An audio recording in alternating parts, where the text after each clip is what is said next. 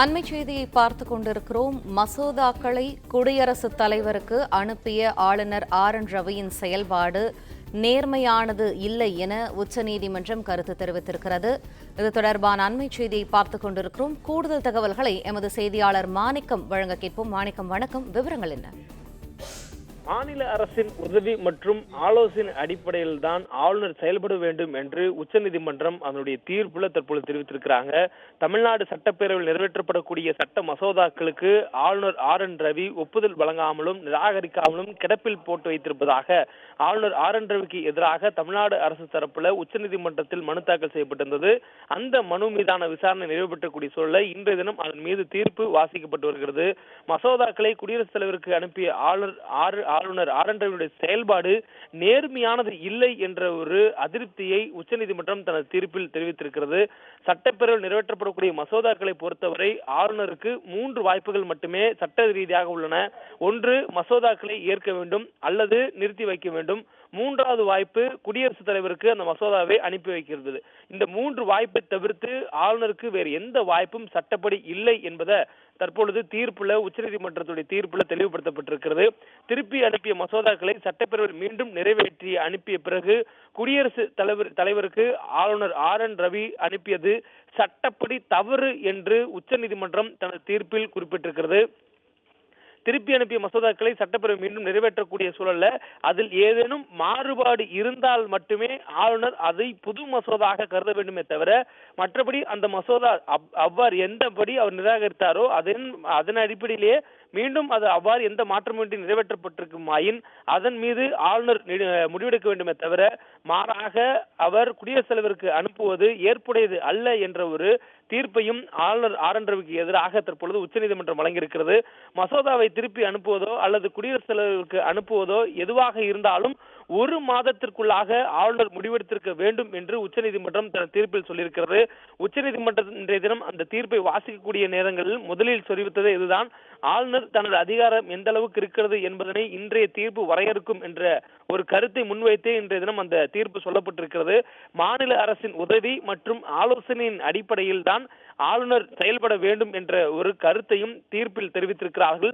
சட்டப்பேரவையில் நிறைவேற்றும் தீர்மானங்களை நிறுத்தி வைக்க ஆளுநருக்கு தனியாக என்ன அதிகாரம் உள்ளது என்ற கேள்வியை உச்சநீதிமன்றம் எழுப்பியிருக்கிறாங்க. தமிழ்நாடு சட்டப்பேரவையில் நிறைவேற்றப்பட்டிருக்கக்கூடிய இந்த மசோதாக்களை ஆளுநர் கிடப்பில் போட்டதற்கு எதிரான வழக்குல அதிரடியான தீர்ப்பை உச்சநீதிமன்றம் வழங்கி வராங்க.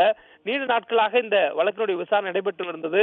இறுதி விசாரணை முடிவிட்டிருக்கிறது. இந்த விசாரணையின் பொழுதே கூட ஆளுநர் ரவிக்கு பல்வேறு கேள்விகளை உச்சநீதிமன்றம் எழுப்பியிருந்தது.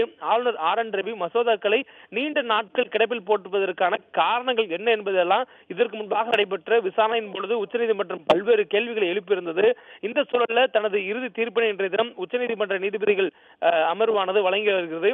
மாநில அரசின் ஆலோசனைக்கு எதிராக ஒரு மசோதாவை குடியரசுத் தலைவருக்கு அனுப்ப வேண்டும் என்று ஆளுநர் முடிவெடுத்தால் 3 மாதத்திற்குள்ளாக அந்த முடிவை எடுத்திருக்க வேண்டும் என்ற உத்தரவையும் உச்சநீதிமன்றம் பிறப்பித்திருக்கிறது. அதாவது ஆளுநர் ஒரு மசோதா மீது முடிவெடுக்க வேண்டும் என்றால் 1 மாதத்திற்குள்ளாக அவர் முடிவெடுத்திருக்க வேண்டும். அவருக்கு நாம் முன்கூட்டியே சொல்வது போன்று 3 வாய்ப்பு. ஒன்று, மசோதாவை ஏற்பது அல்லது நிராகரிப்பது. 3வது வாய்ப்பு குடியரசுத் தலைவருக்கு அனுப்புவது.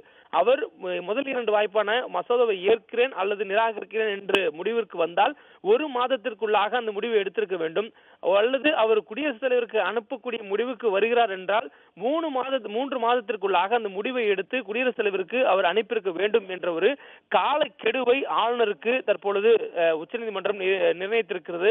இதுவரை ஆளுநர்கள் எத்தனை காலங்கள் அந்த ஒரு மசோதாவை மீது முடிவெடுக்காமல் நிறுத்தி வைக்க முடியும் என்ற ஒரு கேள்வி இருந்தது.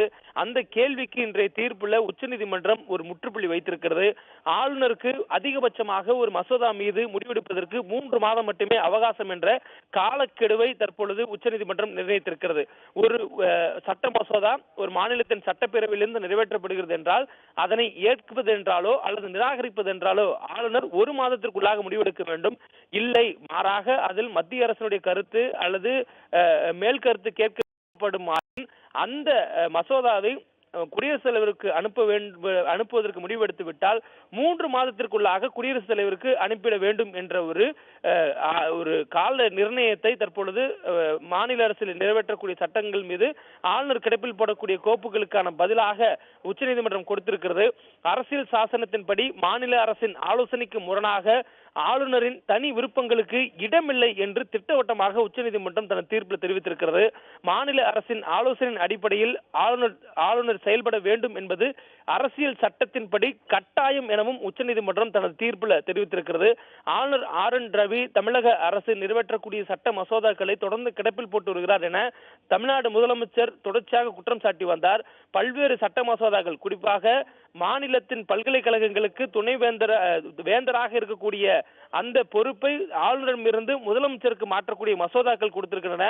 குறிப்பாக தமிழகத்தினுடைய பல்கலைக்கழகம், சட்ட பல்கலைக்கழகம், மீன்வள பல்கலைக்கழகம் உள்ளிட்ட பல்கலைக்கழகங்களுக்கு தமிழக முதலமைச்சரே வேந்தராக இருப்பார் என்ற தீர்மானங்கள் நிறைவேற்றப்பட்டிருந்தது. அந்த சட்ட மசோதா உள்ளிட்ட பல்வேறு சட்ட மசோதாக்களுக்கு ஆளுநர் RN ரவி எந்த ஒரு முடிவெடுக்காமல் கிடப்பில் போட்டு வைத்திருக்கிறார் என்று உச்சநீதிமன்றத்தை தமிழ்நாடு அரசு முறையிட்டிருந்தது. அந்த முறையீடின் அடிப்படையில் ஒரு மனு தாக்கல் செய்யப்பட்டதன் அடிப்படையில் உச்சநீதிமன்றத்தினுடைய 2 நீதிபதிகள் அமர்வு இந்த மனு மீது விசாரணை மேற்கொண்டு வந்தாங்க.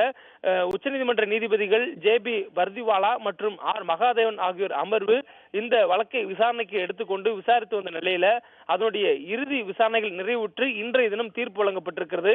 அந்த தீர்ப்புல தான் இதுபோன்று ஆளுநர் முடிவெடுப்பதற்கான கால நிர்ணயங்களை உச்சநீதிமன்றம் நிர்ணயித்து அதுக்கான தீர்ப்பை வெளியிட்டிருக்கிறது. ஒரு மாநிலத்தின் ஆளுநராக இருக்கக்கூடியவர் அந்த மாநில அரசினுடைய ஆலோசனையின் அடிப்படையில செயல்பட வேண்டியது அரசியலமைப்பினுடைய விதிகள் உட்பட்டு கட்டாயமாக்க இருக்கிறது என்பதை தனது தீர்ப்பின் மூலமாக உச்சநீதிமன்றம் தெரிவித்திருக்கிறது. அரசியல் சாசனத்தின் படி மாநில அரசின் ஆலோசனைக்கு முரணாக ஆளுநர் தனி விருப்பங்களுக்கு இடமில்லை என்பதையும் உச்சநீதிமன்றம் தெளிவுபடுத்தியிருக்கிறது. ஒரு ஆளுநர் தனதுடைய அரசியல் காரணங்களுக்காகவோ தனிப்பட்ட விருப்பங்களுக்காகவோ ஒரு முடிவெடுப்பதற்கு விருப்பம் அடிப்படையில் அவருக்கு சட்டத்தின்படி எந்த வகையான அனுமதியும் சட்டம் கொடுக்கவில்லை என்பதையும் தெரிவித்திருக்கிறார்கள்.